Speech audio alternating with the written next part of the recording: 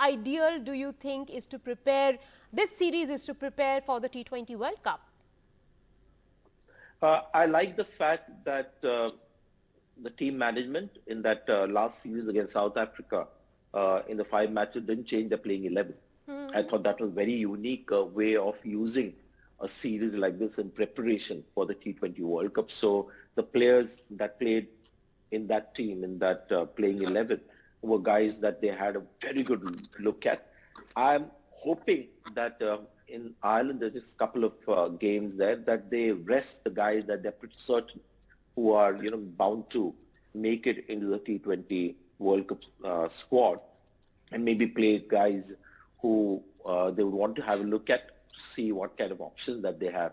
So from that standpoint, I think the Ireland series is important to try out the new options that they have at their disposal. The other thing is Ireland is foreign conditions. All these players in the T20 format that we got in the squad and the performances that we are talking about has been in the subcontinent. The Indian Premier League played on Indian pitches, India, South Africa on Indian pitches. So, let's see how these guys, adjust to the conditions in Ireland. So that could be an interesting thing to look at, because the T20 World Cup is not going to be in India, although English and Irish conditions are different from Australia. It's just foreign conditions. So that also will be interesting to look at. I think the coach and captain will get an idea as to which are the players who are able to make that adjustment to foreign conditions. Sanjay, you spoke about the IPL. One of the biggest stories of the IPL summer has been Dinesh Karthik's return to form. Do you see him on the flight to Melbourne for the World Cup?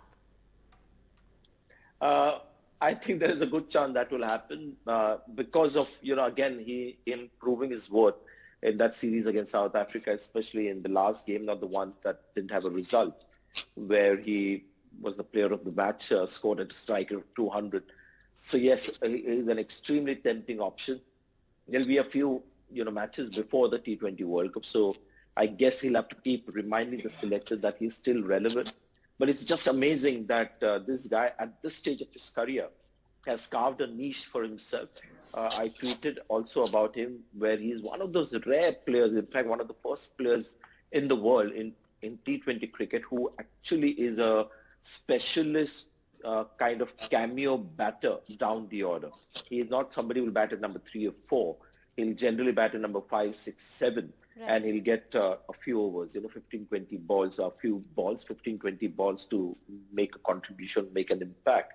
Now, when you have somebody batting at that position and just getting those many balls, like a Pollard does, or, somebody like a Hardik Pandya when he's to bat lower down, those guys are always, they have another string to their bow. They are either wicket keepers or they are all-rounders who bowl a bit. So Dinesh Karthik actually commanded a place in this Indian team for his cameo batting, and that Pant was keeping wickets and Dinesh Karthik was only there as a batter. Just tells you, the kind of work that he's adding, which has been amazing.